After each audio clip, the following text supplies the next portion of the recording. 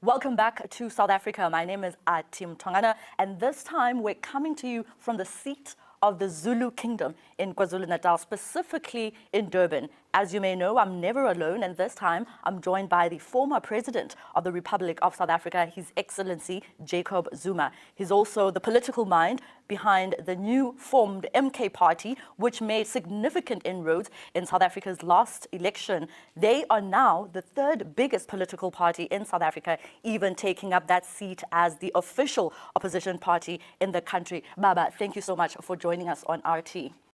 Thank you very much to meet with you as well.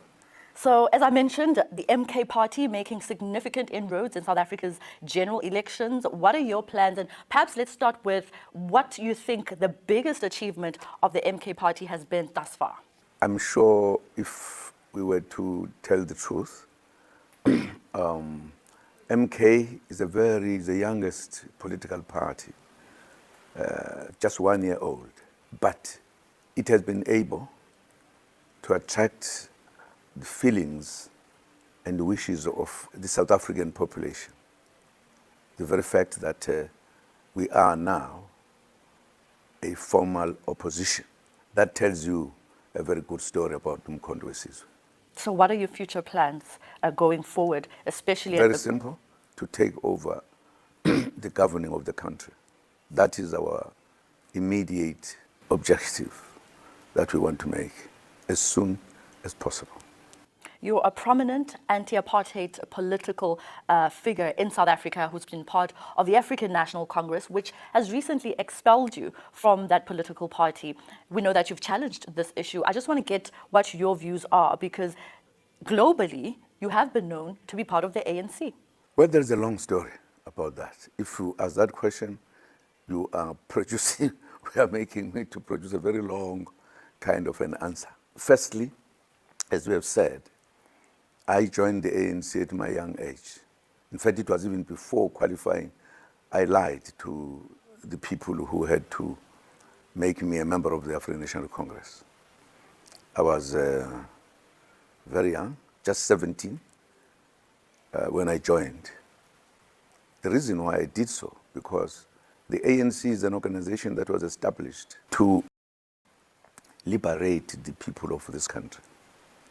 And it was established by the greater leadership of the black people in South Africa, when there was a clear apartheid kind of behavior that emerged from the British and the Afrikaners after the Anglo-Boer War. It became very clear that whites who had come to South Africa were taking over the country in terms of governing it, doing everything. And the black leaders in South Africa, which included, among others, traditional leaders who were in charge of the country that was taken from them, but secondly, the pastors who were preaching here, as well as our learned people who came together to say we cannot be taken out of the participation of running this country as the whites had decided to do. Those who were in the leading part of this were the British, who had to plead with the Afrikaners to allow themselves to take out the black people from any leadership thing in South Africa. And it was a serious matter that led the blacks to say, let us establish one party that will defend our own kind of interests. And that's how the African National Congress was established.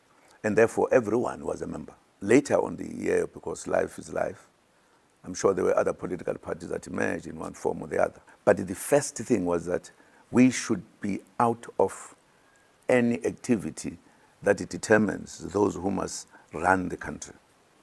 It was a deliberate thing done by people who were the people who just arrived, found us here living in peace. And that's why the struggle had to start in a different fashion at that time. Now, if that is the case, the ANC therefore was my organization. And I grew within that party. And I fought. And I joined the army when the army came to fight, which was now more the Afrikaners who are now saying, after they won for the first time the elections, they said they were going to apply what belongs to them in terms of their beliefs. That a black man is a black man, is not a complete human being. Only whites were real human beings.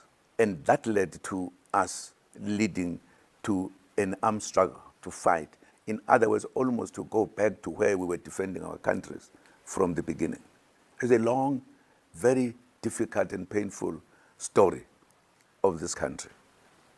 Now, once that was done, then they indeed increased what was called, popularly known, that the life in South Africa between black and white was strengthened to make the blacks feel the pinch, feel that the people who were white were superior, we were inferior in whatever way. And therefore ended up with a situation where there was a thing called apartheid. In other words, dividing the whites and the blacks, that they cannot be the same. And there are a lot of details how oppression increased from what the British would have made a kind of a thing that you were sort of just saying, you are here, you are with us, but you are under us, that kind of stuff. That led us to become freedom fighters and struggle and become soldiers and everything. It's a long, long, what you call. The main thing was that South Africa must be free. We must be equal. We must have everything in the same way as the white and the blacks. And it took a long time, I think the longest struggle in the continent of Africa. We became the first to start. We became the last to be, so to speak, free. The idea was to have South African free, fully, equal to everybody.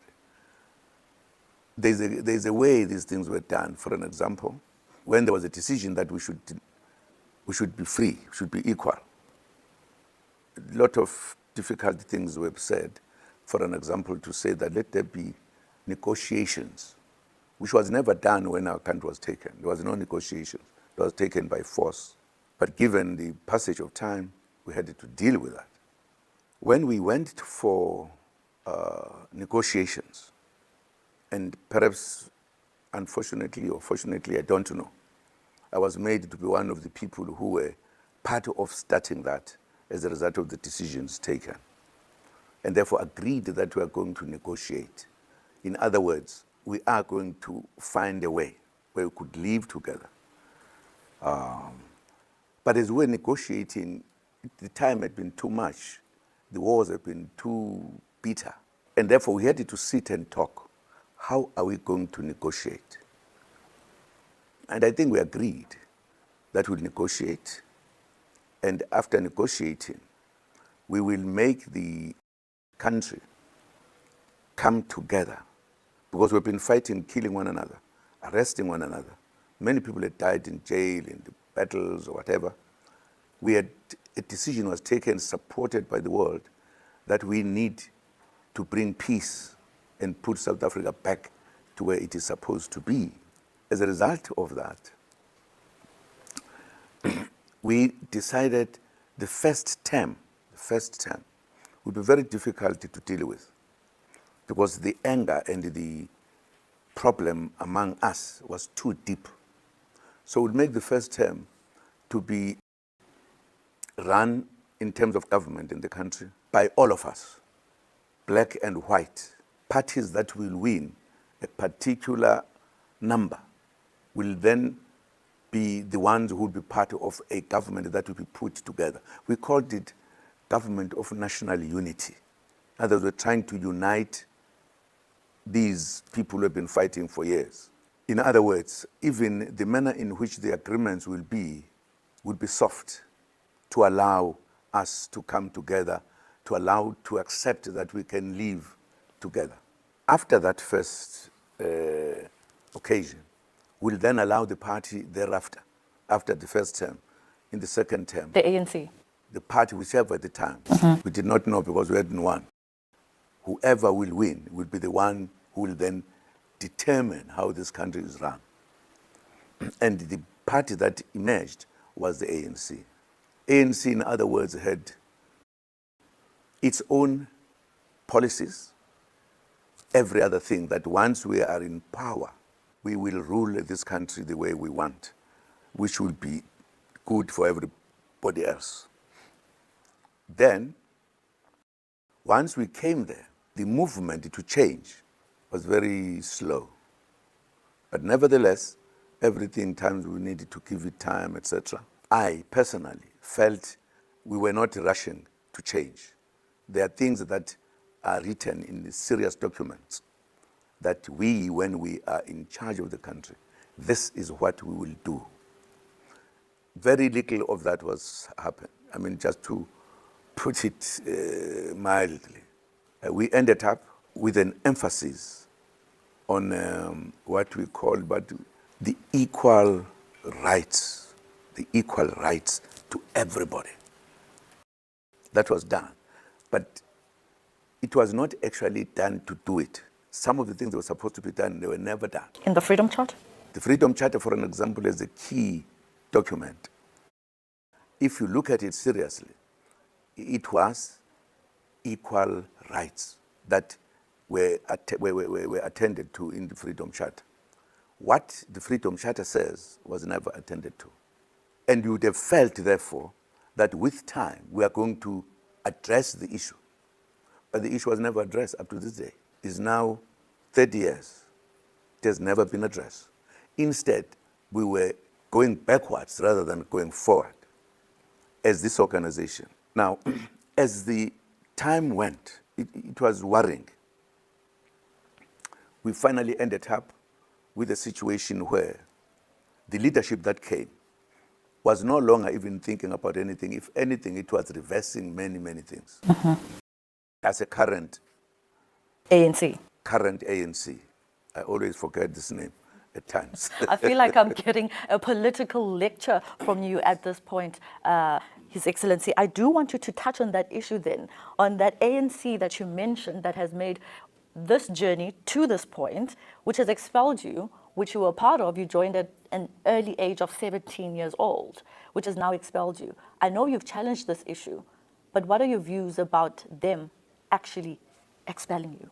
I'm starting like this because I want to have a clear thing, because people at times misinterpret things. Even in that one, I'm going to come, because we started with at the beginning, that I'm being challenged and I'm challenging people. It was part of this history that I'm talking about, wherein we're all together. We had all agreed what we need to do. When we reach a point where my colleagues were no longer moving, when I was at some point given an opportunity to be the president of this country, because I was beginning to implement what I fought for, what I took decision to die for. Once I started, I was criticized. Some even put allegations of corruption under your tenure.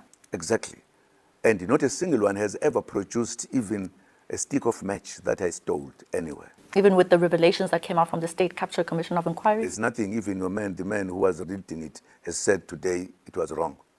That tells you that everything that was done was cooked against me, probably, and other people. Because up to now, with regard to Zuma, nobody has said, this is what Zuma did, which was wrong. Nothing. I have even gone to prison when I've never even appeared before a magistrate, let alone the judge. I served. It was all cooked. So I don't want to get into that one. I'm just telling you why I'm moving. Who cooked it? Those who are in power. You are a political figure that has sources all around the country. You would have insight and some intelligence as to who cooked it. I'm saying it was cooked by those who were in charge.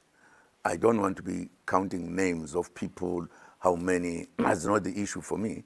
They know themselves. And those who were helping them, writing news and everybody, they also know. Let me get this right before we move on to the next point, His Excellency. Are you saying the ANC that you joined before, during the apartheid era and coming into the democratic dispensation, is different from the ANC that you see today? I was going to come to that, but since you want it now, yes, ANC that I joined is not the ANC that I left. It was a different kind of an ANC. I can say painful things about it. I don't think that is the way to deal with the matter, but To answer your question briefly, yes, the ANC that I joined, that I was prepared to die, that I went in prison for 10 years for, I went into exile for 14 and a half years. It's not the ANC that I left a few years ago. It is a fact. I was trying to make the picture become very clear. That when I joined the ANC, I was clear that I'm prepared to die to liberate my country. And once my country is liberated, how this country will be, how it will be governed, is as clear as anything. I don't want to tell you many other things. Being the former president, I was in a conference where I pulled my hand to make a contribution. And deliberately, I was avoided until I could not put across what I thought. That was not the ANC. In the ANC, every member had the right to speak his mind or her mind. That's no longer the ANC I can talk about. So I don't want to dwell in those because it will make me discuss too many other things that are not that important. Okay. Because what I'm trying to say is that the reason why I took a decision is because the ANC was no longer the ANC I knew. So what is the I difference? could no longer put an opinion, even if when I put my opinion, it was put aside. And therefore, that is not the ANC. That was not the believing of the ANC that you can be deprived of your views as it is. I wouldn't want to get into that because the point I thought it was important was to say we reached a point where you could no longer do what you were doing when we were ready to die because we were no longer allowed to speak. The kind of leadership that emerged were wrong leadership. Perhaps if you'll be still around when I write my book, you must read it. I might be saying more things in details. What happened to the African National Congress of Tambo Mandela. So what is the difference between the ANC then and the MK party? No, before getting there, I want you to head it nicely because you just know that and not know any other thing. I made all the efforts. I did not just walk away from the ANC because I still wanted to correct it because it was an organization I trusted. But the people who were leading were no longer interested in that. They were doing another type of running of the country outside the serious policies of the ANC. And I could not stomach it. Is that the current leadership of the ANC that you speak of, that you're referring to? Absolutely. I'm speaking of them. Speaking of them, it's just 2 years I've left them. If not 2 years, I'm getting to the second year, first year. That is what I'm talking about. They moved off the policies, the things that the ANC was established to do. And they were no longer listening if we wanted to say, can you put this thing right? I then took a decision to continue fighting for a complete free South Africa because the ANC was no longer the ANC. We now call it Gogo. You know what it means. Grandmother. Grandmother, exactly. Yeah. Because, in other words, implementing the policies of the ANC was no longer the issue. The issue was to reverse it, including the poorness in the leadership itself. What they were saying, what they were talking about was no longer what we know. It's interesting that you mentioned the policies of the ANC, which is now in a government of national unity with the Democratic Alliance that has different policies from the ANC. What do you make of this government of national unity? Is it reminiscent of that negotiation, a period which you alluded to, which you mentioned as a soft agreement, so to speak? I wish I was just talking, not you asking many questions, because I'm coming to all of those questions. But there are good things we may not understand.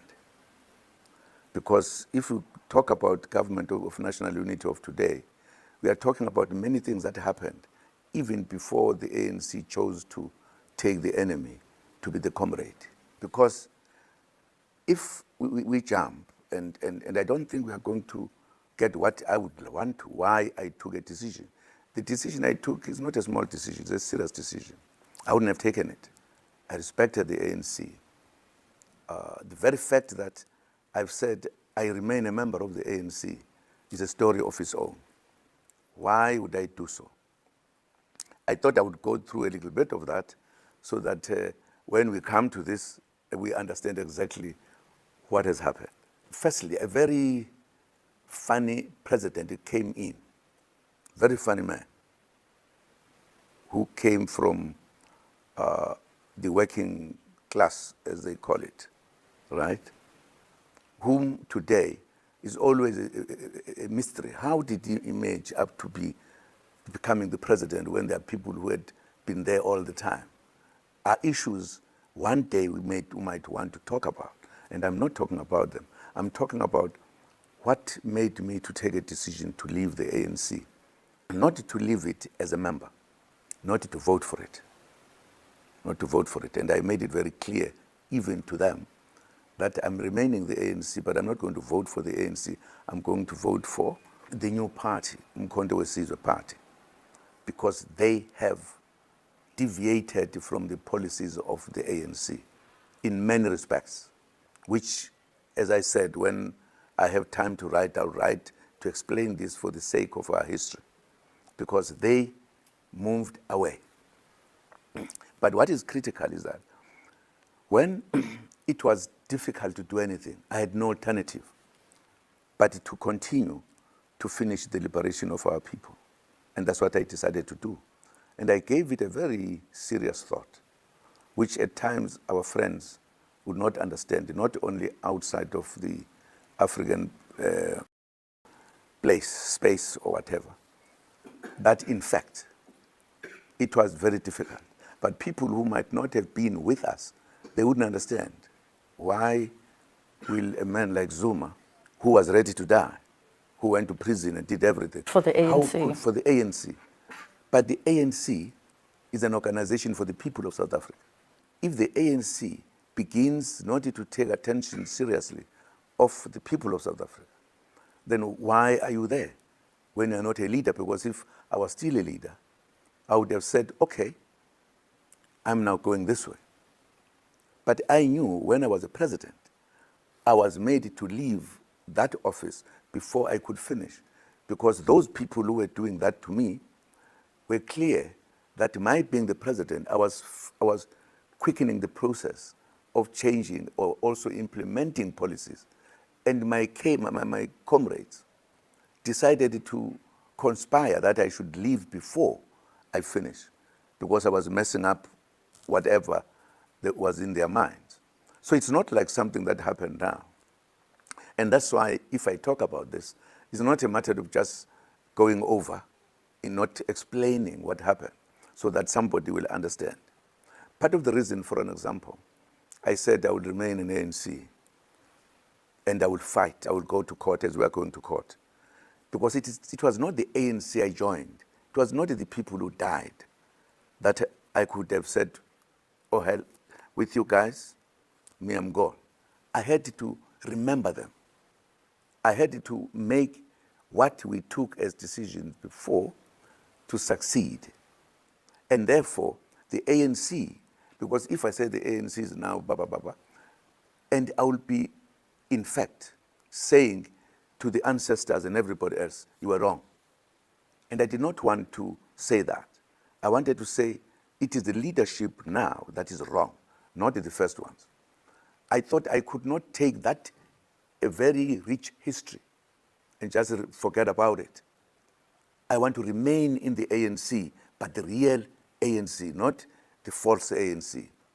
That is the reason why I said I'll remain, and I'm still going to go to court to defend my membership card. I was not forced to join the ANC. I joined it voluntarily. And I'm proud of the ANC of the old, not the Gogos.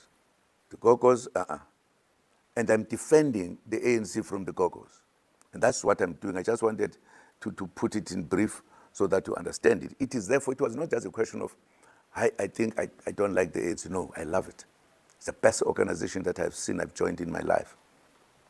I spend a lot of time, but I cannot allow it to be abused by people who are deviating from the policies. That's the reason why when I decided to have an organization, because I couldn't just go and sit down, I thought I should think very carefully even the name of the organization, Wesizwe, it has its own history, which will appear in my book the day you read it, why it was important for the name and why it resonates so well with the South African people, because it tells the truth we know about the ANC and about those who died for the ANC. So, in a sense, people don't seem to understand how. I've been asked by my former colleagues in the continent who don't understand, because I did not shout this or say, now I'm doing this without knowing what I'm doing. How could you leave the ANC? And I've said, no, I left the rotten ANC. Very, very, very, very funny. But the ANC I joined, that made us to liberate South Africa. I'm part of it. And therefore, I have a responsibility to correct the ANC, take it back where it is supposed to be, away from people who are not interested about where we need to arrive. That is the thing. I just thought I should explain these little ones at this point so that you don't worry to say why this happened. I tried my best. I can tell you more other details, where I even sent a memorandum which was given by a branch in this province, asked me to do so because they were not listening. And I sent it, they acknowledged it, but just ignored it. So the reason why I established this party, and this party cannot go wrong, Wesizwe, it's a well thought out party for a number of reasons that demonstrate how we, who were part of the ANC, understand the politics of this country and the ruling, the manner in which this country is ruled. It is absolutely critical. The ANC is no longer talking about what we used to talk about in the real ANC, about the people of South Africa. There is more starvation, more problems that you have, more poor people. There is no attempt to change the people, particularly the black people, so that they are part of a country that is rich, that is supposed to have everything, but they are deprived of that. So let me ask you this then, before we move into global issues, His Excellency, what do you make then of the ANC working with parties like the Democratic Alliance, the IFP, and all these other smaller political parties in the GNU? You know, if you just look at the GNU, it tells you the whole history, that we are dealing with the ANC leadership that could no longer differentiate between the oppressor and the oppressed, because it is a fact. Precisely because of Wesizwe, which had more votes than anybody else. And that is still in court to deal with it. You had a situation where members, revolutionaries, believers on the liberation of a black person, and we could look into what is happening here in this country. The economy, you can count them by few fingers, black people who are big business people. It is all white. In 30 years, you can count them a few. We still suffer in many ways. And we go from elections to elections. There's almost a pretense that everything is well. Even when we say we are going for elections, we are no longer talking about the actual things that affects black people. And when there is almost like numbers are almost like together, and you want to change who will help one party to increase their numbers, and those revolutionaries go to reactionaries to say, let us be together and have the government of national unity. What are you uniting? What are you governing? With the DA. With the DA. DA has been the opposition all the time. The ANC move to join them, leave everybody else who's suffering.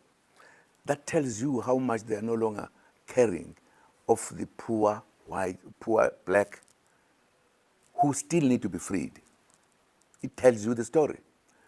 What is worse The DA actually says it in public. This is not like a government of national unity. It's a government of between the two, ANC and them. Simple. That was just done to wipe off people from thinking this is serious. That actually worsens the situation. There are many people who are leaving that organization because of DA. Because DA is part of what oppressed us for many years.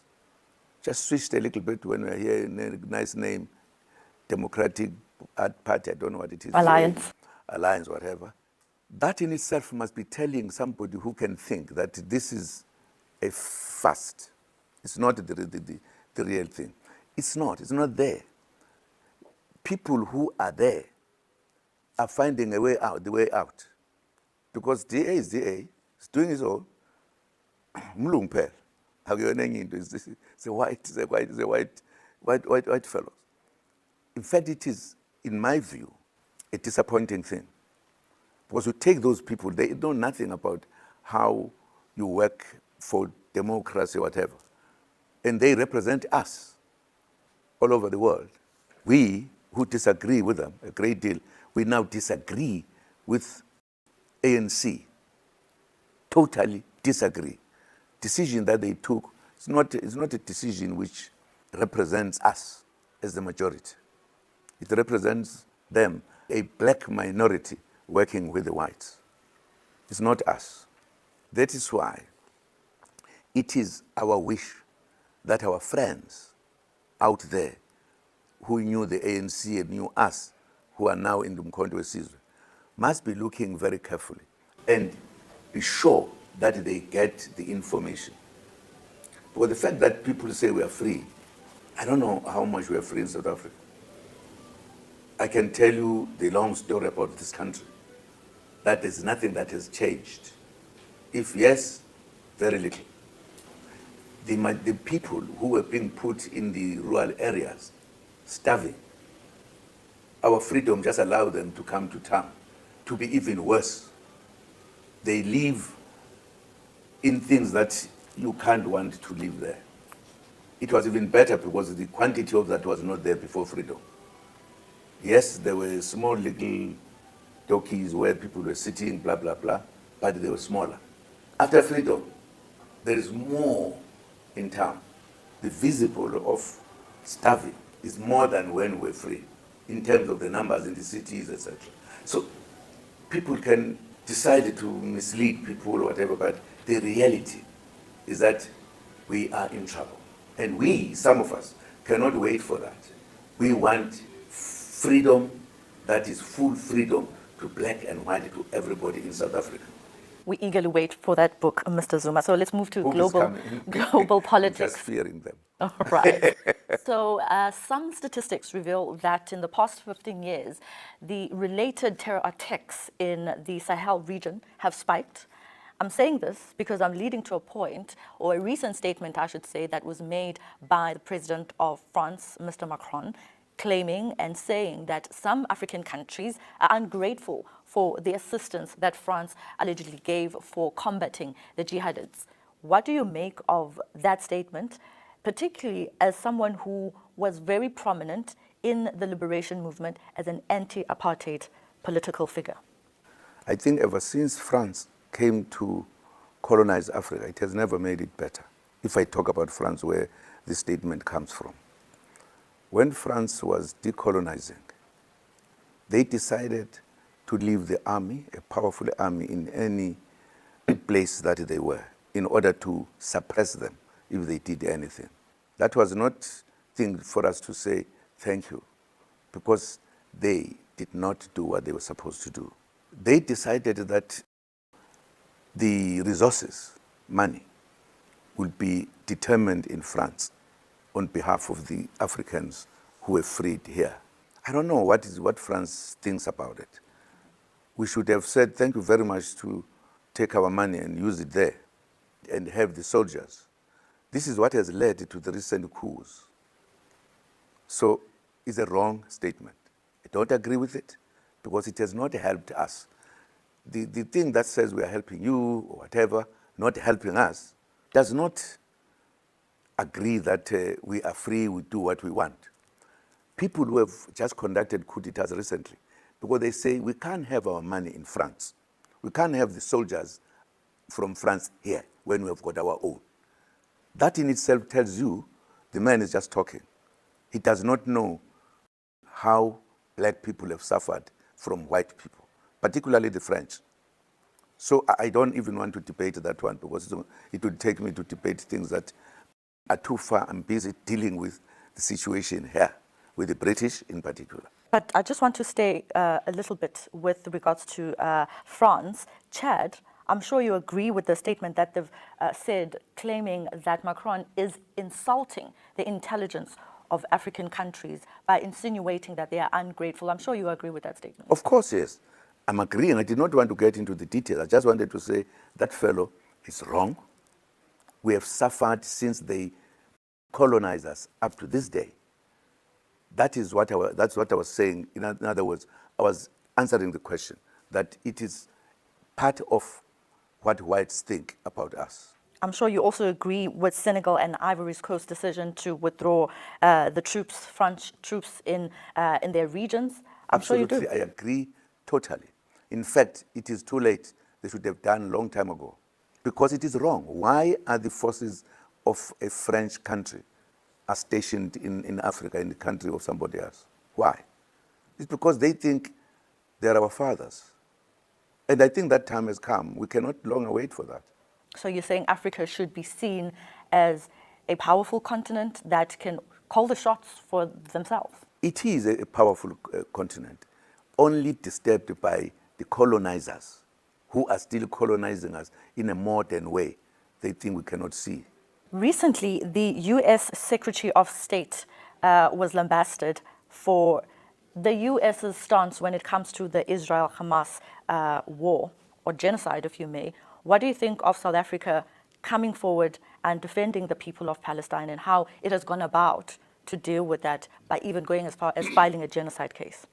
No, I think there is an old problem we have, that those who were oppressed many years ago are still oppressed. Those who feel they're very powerful, they're still using their power.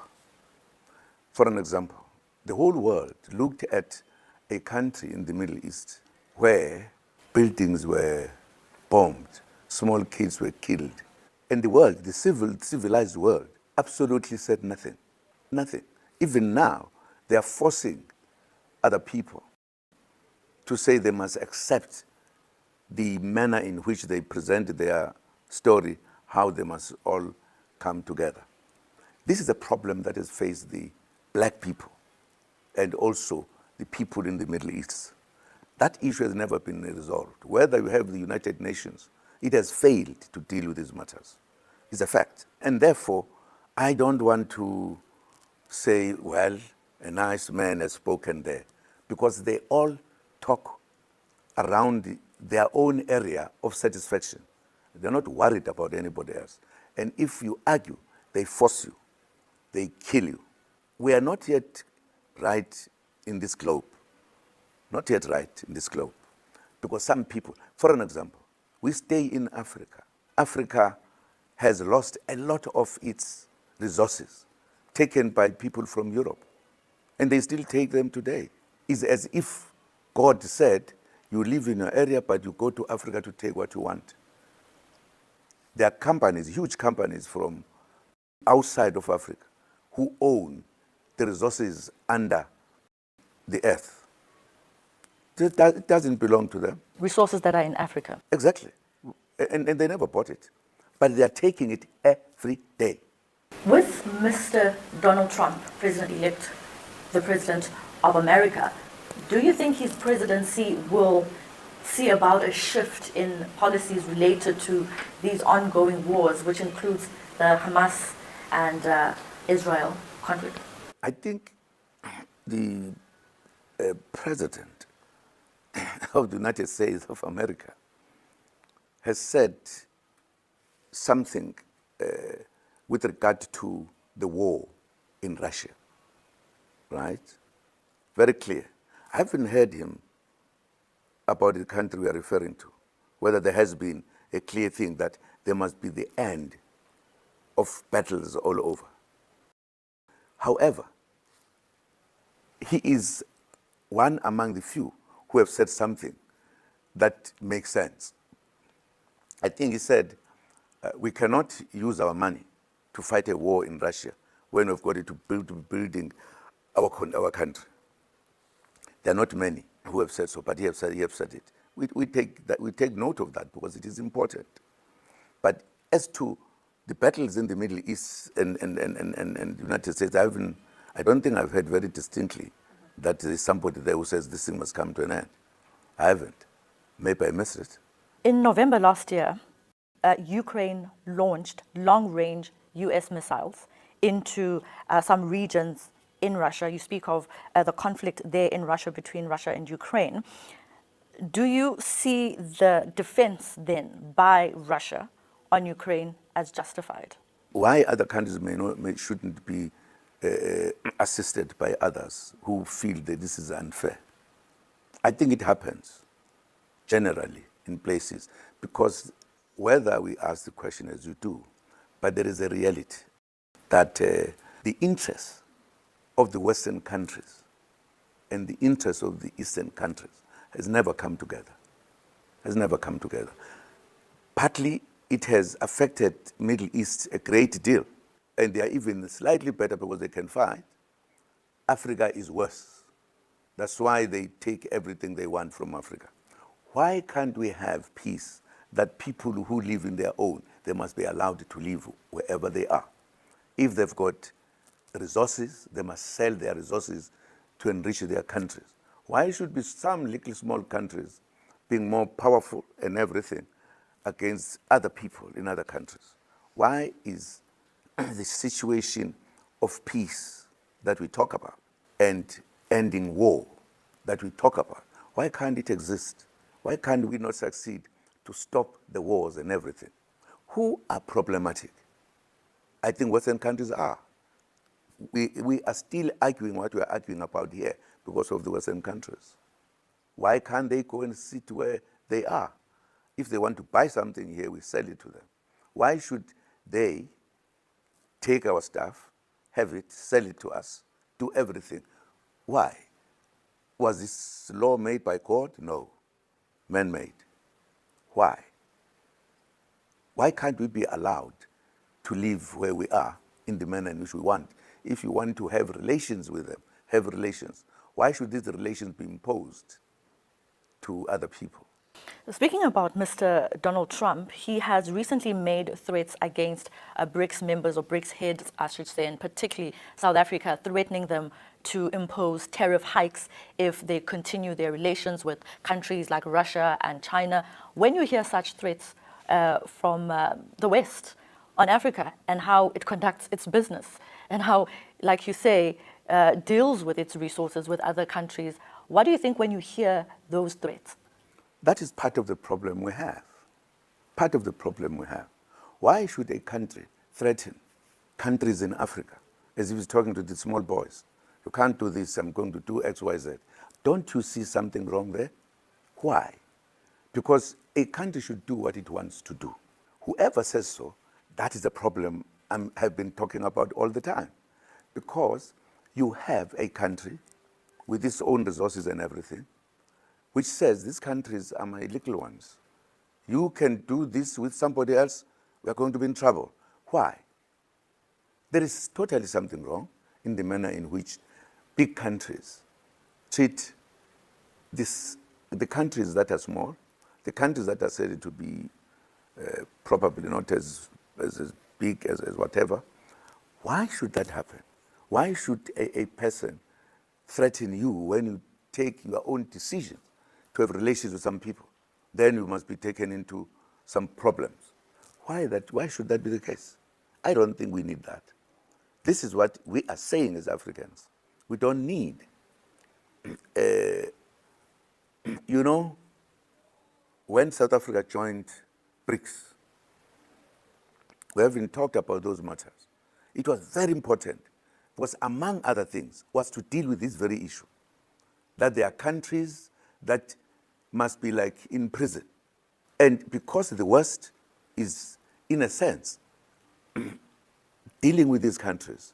And therefore, there are countries that we cannot deal with. Now, it's not correct. It's not correct. BRICS brought something different to try to bring equality. Part of the reason, and I can tell you one day, not today, that there was a deliberate, why you ended up with a war in Russia, is because the Western countries were trying to put down BRICS.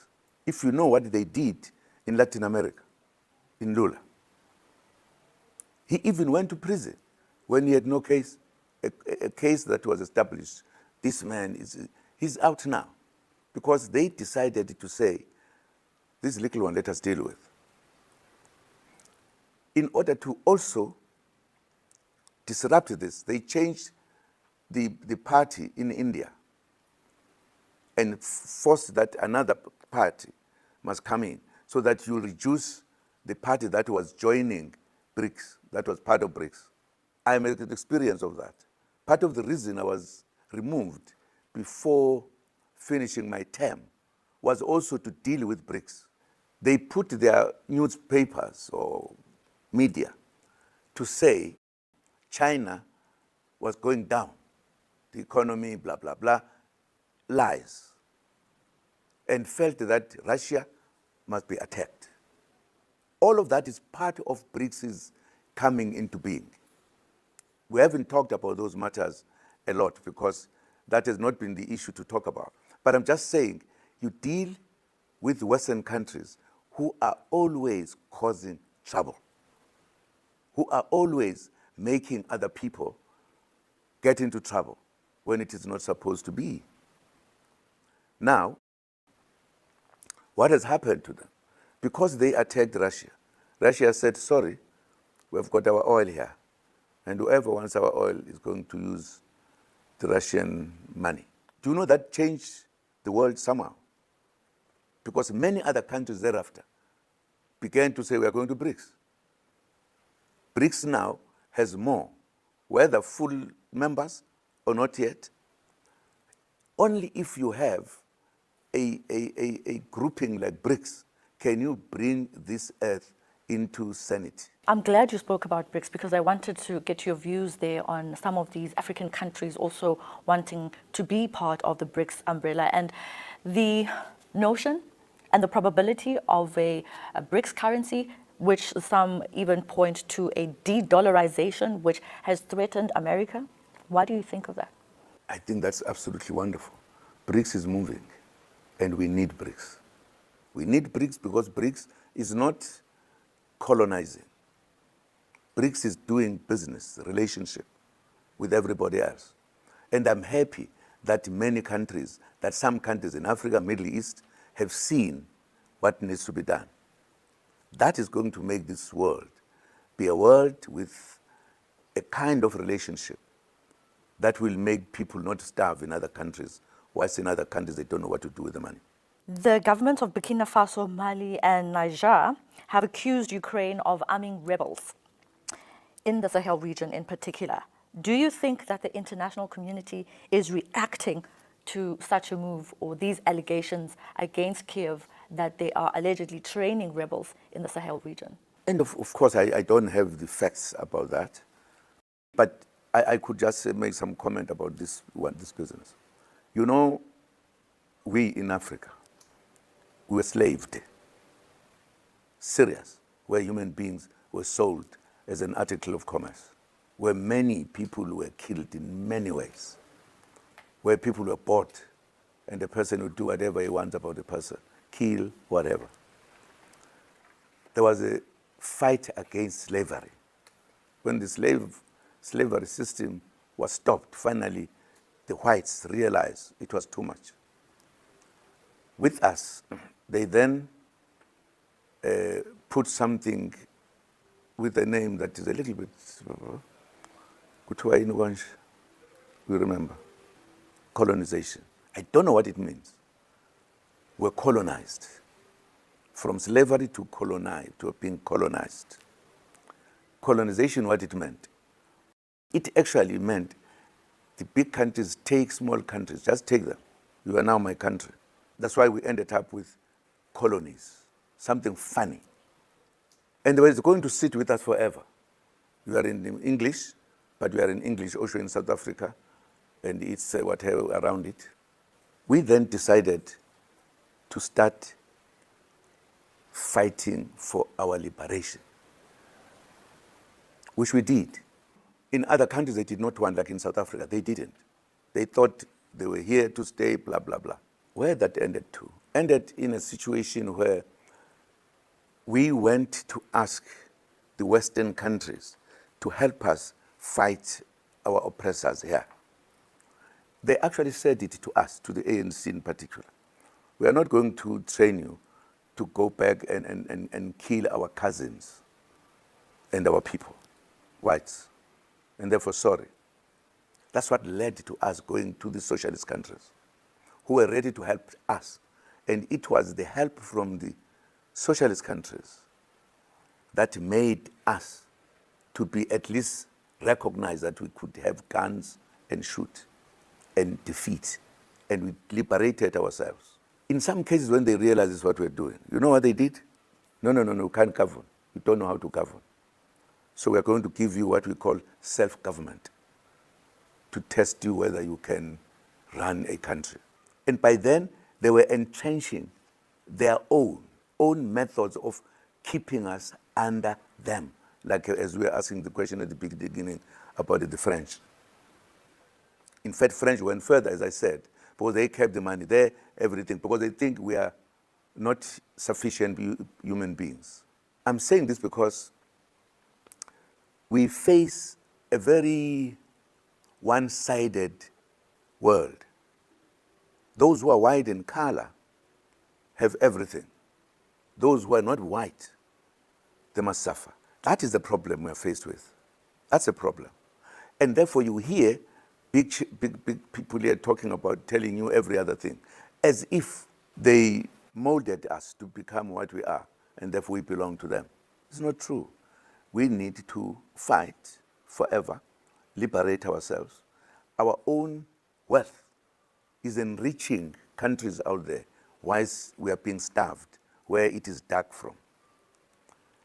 It's not an innocent thing that when we all are human beings, you happen to be at a corner where you have everything, you must then be a target.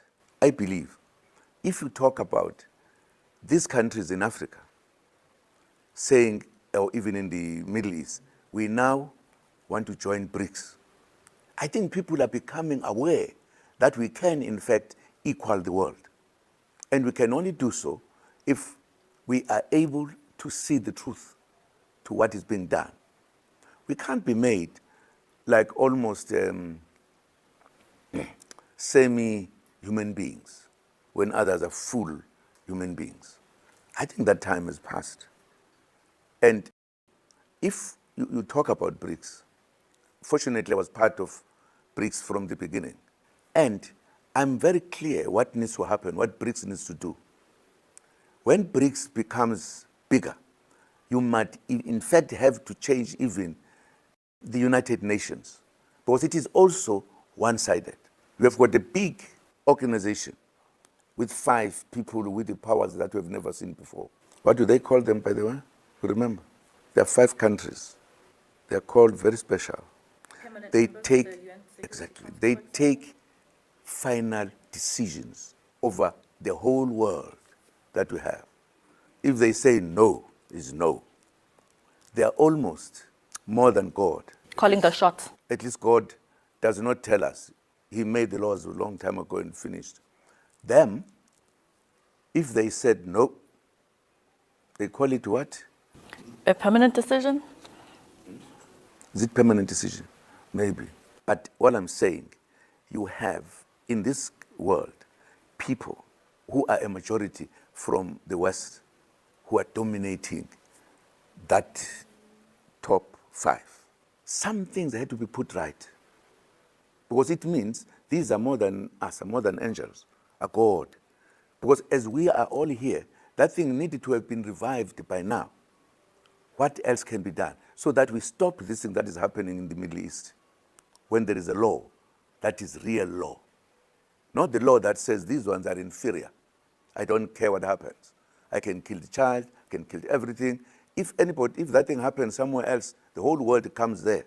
We are living in a world which is lopsided. It cannot be allowed. We are all human beings.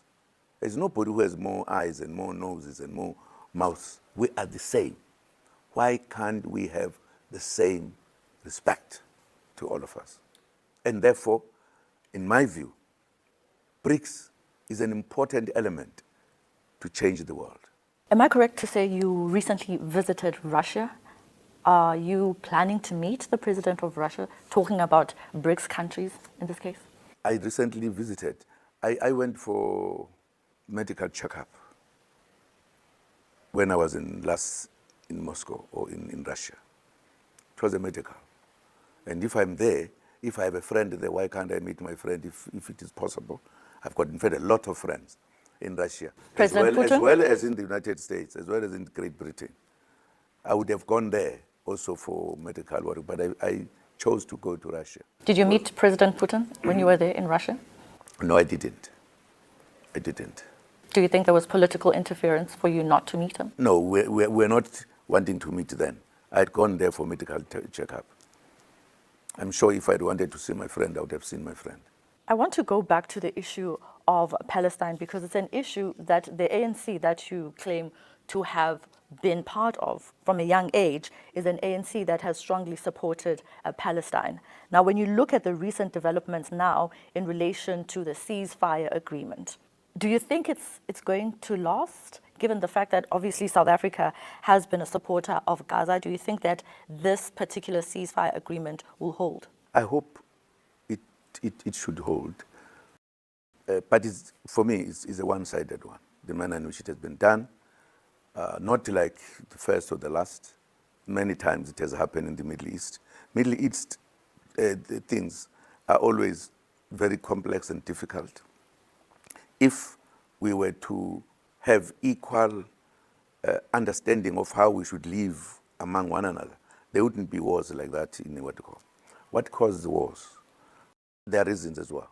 Part of the reason Africa is suppressed up to now is because of its wealth it has. And I'm sure in the Middle East, maybe they also have something. Are you sure they do?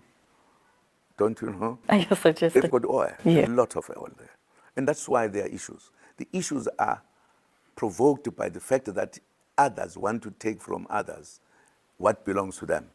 And they utilize their power to do so. It is unfortunate. Some of the agreements that are there are forced, like the one that now we're talking about, that we've got to have the ceasefire, is forced in reality.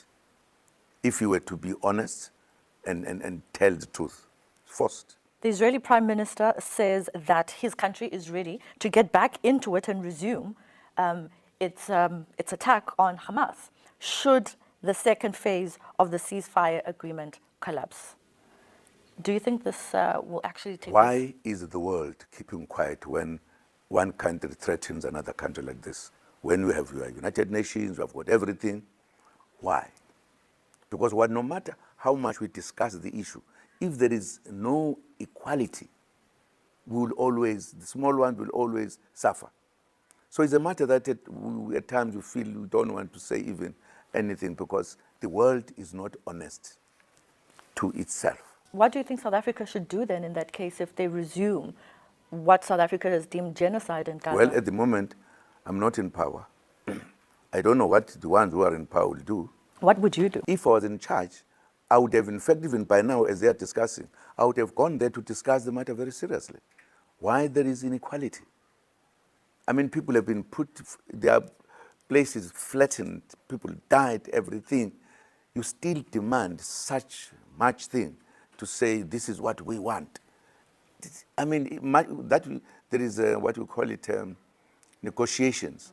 It's just negotiations.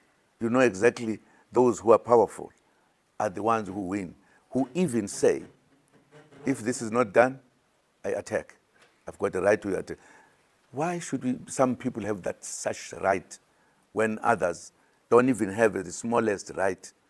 You see, the world is not unit, not equal. together, not equal. That's a problem.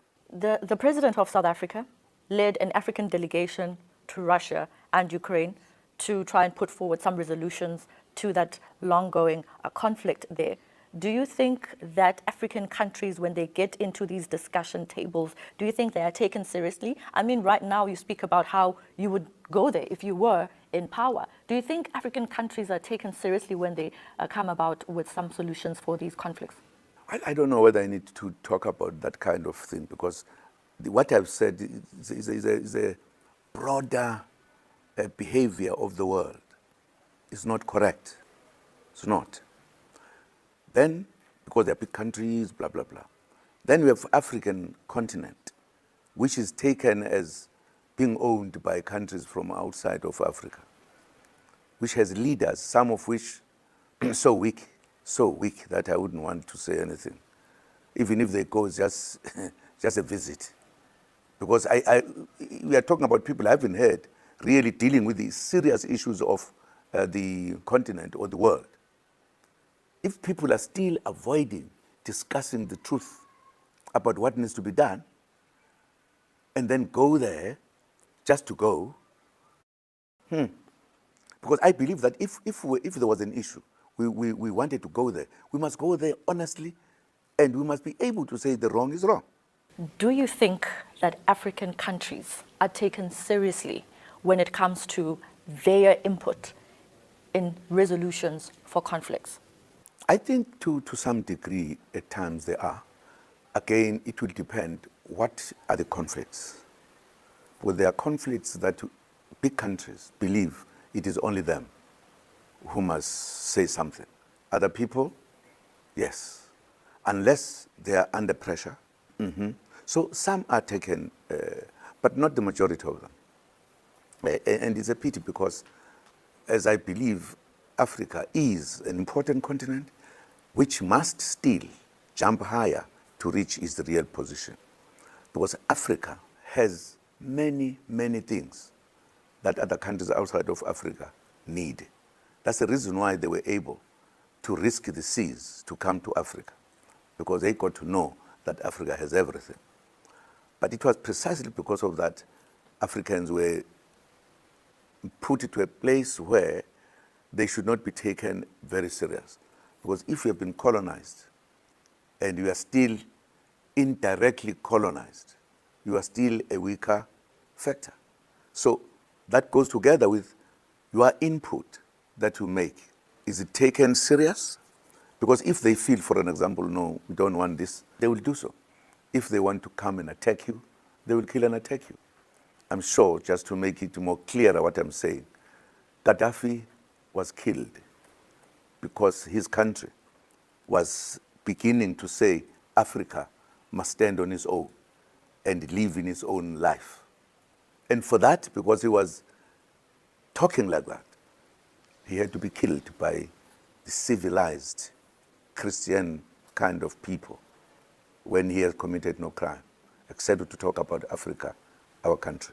Do you think Africa has what it takes to be independent? Then you spoke about slavery, colonization, and still being indirectly colonized through the systems and what is actually happening in the African continent. Do you think Africa can stand on its own and stand up against big bullies, as some have put it, against countries like America that can make threats, against countries like Europe that have come in to use some of our resources? As I said, it depends what type of an issue or of a situation we're talking about. Economically. Whether economically or otherwise.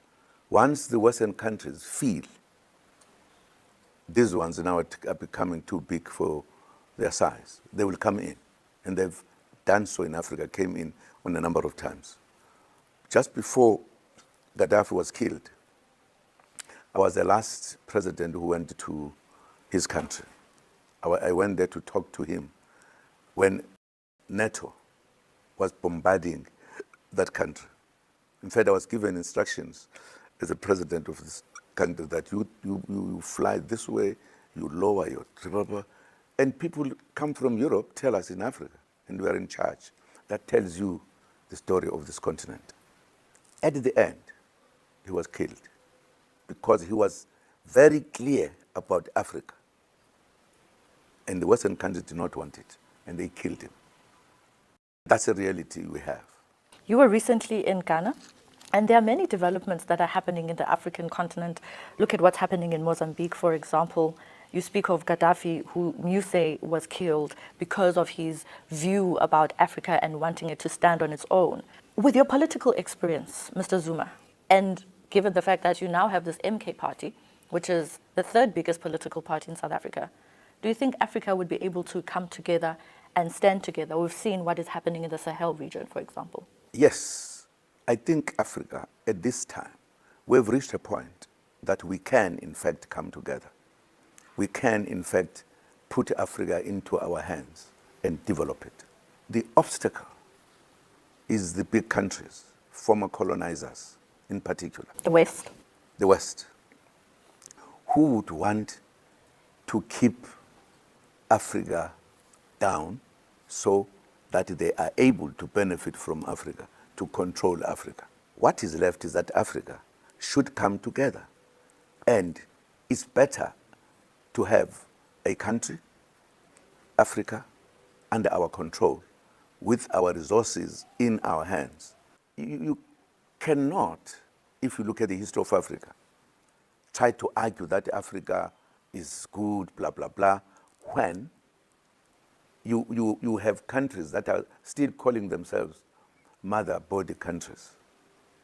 It's a difficult thing. I think Africa has reached the point. As you said, I was in Ghana. I think the discussion that we had with the leadership in Ghana is a kind of a discussion that has not happened in the past. The manner in which we see Africa, how we want Africa to be under its control, how Africa must benefit from the riches of the continent. I think the debate is changing, and it is a matter of time that Africa, one of these days, is going to be different. Let me just make the point here. When the former colonizing countries were faced with the issue of how to control Africa, they then concocted what was called coup d'etats, wherein they will plan, once in their countries, how to remove the leaders in Africa so that they put their own puppets. It took a long time. As a result, what is called a coup d'etat was hated, because how to take such good leaders like Kwame Nkrumah, and there are many others. But it was initiated by the colonizers. They will buy people so that people are able to kill their brothers for their own interests. You know what has happened now? There are few coup d'etats that have just happened. As a result of that kind of coup d'etats that happened, people today don't see the difference between those coup d'etats and this one. But the coup d'etats that have taken place now are saying to France, enough is enough. Take your Troops. Your troops, our money must be here. If we were not misled, we would not be saying we cannot take these people as ours because it's a coup d'etat. It's just a name. They don't understand. These young people are saying enough is enough. That tells you where Africa is going. We are saying, let that belongs to Africa to come and remain in Africa. And it's correct. What has been done is absolutely correct. Why should the French forces be sitting in Africa? Why should the money be brought from France to feed us when we have got our own? That tells you that the car is turning the corner. It is a reality, it is there. I have a clear understanding of what is happening. The coups of today are not like the coups which were defeating the ends of Africa processed by Europeans. It's a coup d'etat of the Africans defending themselves, taking themselves out of the kind of what these colonies have done to us. But some of us, even in Africa, we don't see it.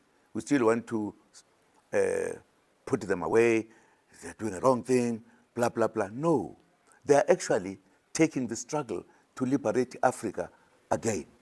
And me, I support it, I can tell you, unless it is a kind of a coup d'etat like the ones before. These ones are saying, let Africa look after itself. Simple. You've enticed me there with your visit to Ghana, saying that there were discussions that are moving towards this idea of Africa strengthening itself. Do you want to give us a little bit of those discussions and the future plans? No, I'm just talking about the discussions in general. I don't think I'm talking about the details. I'm talking about that we, as Africans, we are now saying time has come for us to rule our countries. Time has come for us to have our resources looking after the African people, belonging to them. Who want to buy gold here and silver and everything must buy, must not take our resources here and go do it and come and sell it for us. That's what we are saying. There must be real understanding and equality and everything you can talk about. That's what we are talking about. That's why I'm saying Africa is turning a corner. Mutual beneficial relations. Absolutely. Now, let's move on to media and censorship. RT, the platform we are on now, is celebrating 20 years in December, and it seems to be growing audiences in the global south. What do you think of RT's existence in the space of countering Western media or Western news that is being spread all over because people don't have access to RT? I want to get a view from you as to what you think about what RT is doing in giving the global south a voice and countering Western media. I think the question of communication has been mastered by the Western countries many, many, many years ago. And many good things have been put aside by the media, always. I think Africa has, in fact, do more quicker to stand on our own, to tell our own stories, to tell the stories of those we think they are not doing the right thing. The problem is that the domination of the Western world media has been there for centuries. Many people think it is like things that were made by God or 10 commandments when it is not. I think our time has come that we should stand on our own, tell our own stories, not fear to tell the truth. That gold, that resources come from our country. They belong to us. We are afraid to say so. Our media is afraid because they think this belongs to them. Who gave them? Were they given by God or took it by force, whatever? Now, if, in my view, we have not reached that point to tell the truth as it is, yes, it may be fine that we are beginning to do something, but man, I want us to tell the truth as it is. Do you think censorship against RT is justified? Well, I'm not sure about that because I don't think, why should people be stopped from saying what they're saying when others can say anything they want? Unjustified. Why stop other people who want their own things to come beforehand? Why think that Africans, for an example, they can't tell stories? Only big countries up there will tell the story. That's not fair. That's part of what I've been saying since we discussed, that there is a lopsided kind of everything. Even at times, by the way, even Christians, at times, they say different things. But they're Christians. They're supposed to be holy, holy, no so. So my view is that let us equal the things. Let us equal the things. Whether you take Middle East or whatever, there is always lopsided behavior in what should be done in this world. Why should some other people have everything others don't have? If they don't have by saying you can't take it, they just reduce or increase the cost so that you have nothing, no money, you can't reach there. I think it's not right. It's not right. As I let you go, Mr. Zuma, recently President Trump held a press briefing where he engaged members of the media, and we heard him saying how he feels that the negotiations where Mr. Biden was involved in relation to NATO and Russia, he messed them up. That's what he said. Mr. Trump said Biden messed the negotiations up insofar as Ukraine joining NATO. And he says he would have handled it differently.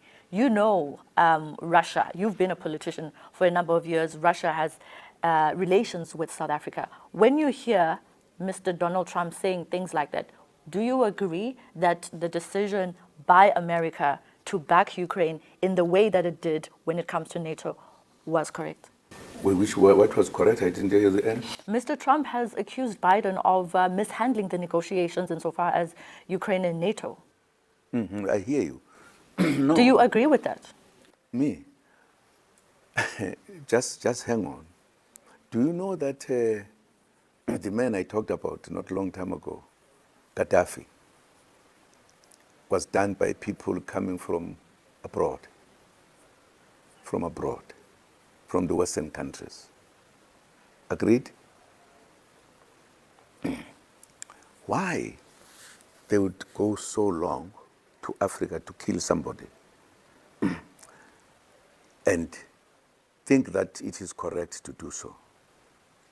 And whoever was arguing about the war, why would people from the United States, for that matter, start a war in Russia to a country that is former Russia, which tells you it's not just a neighbor. These countries were once together.